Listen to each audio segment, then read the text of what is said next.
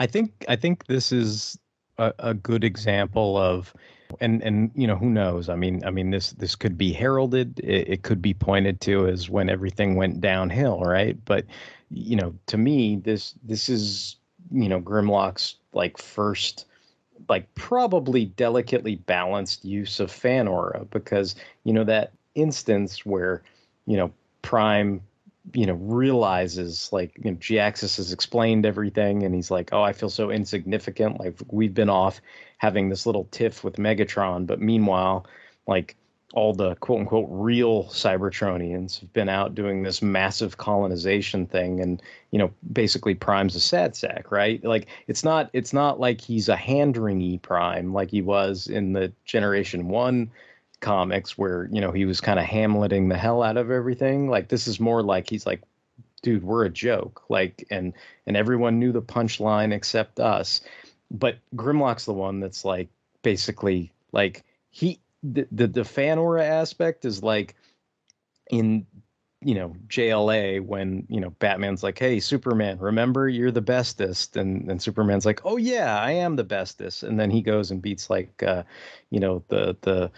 I forget what it is, like the Whirlgog or the Magog or the whatever the Grant Morrison bad guy was at the time, and he kicks the shit out of it. But he when Superman was having his moment of doubt, it was like Batman going, Clark, you're the bestest, like go out and be the bestest. And this is Prime kind of having that moment where he's like, oh, I'm having my self-doubt and everything. And basically at this point, Grimlock's like, remember, we badass, like we all badass. And then Prime's like, oh yeah, we are badass. And then they go and bust out of jail and continue on their merry way. Maybe we guilty of not seeing big picture, but Decepticons guilty too. See too big a picture. Time on Earth help us look down. See what we trample on. Life, no matter what its size or form, we watch it struggle, fight for existence. We helped it then. Why not now? If Decepticons not see that their way wrong, it up to us to educate them the hard way.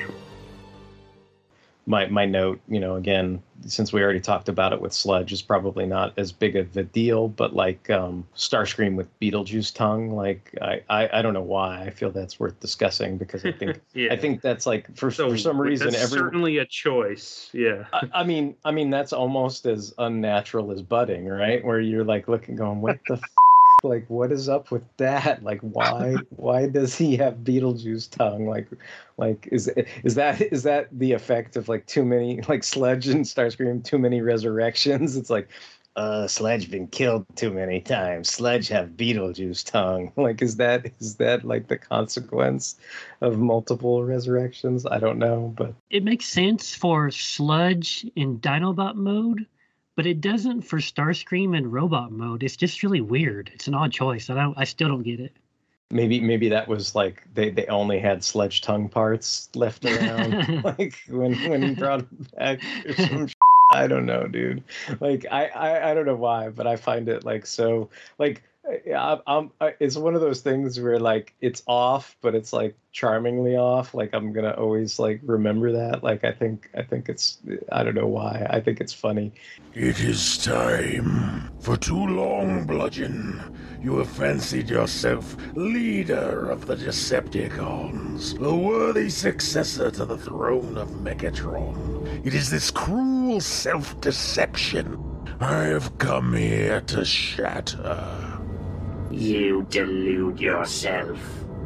The once revered Megatron is but a sad joke, a legend tarnished by a host of humiliating defeats. You should have stayed dead.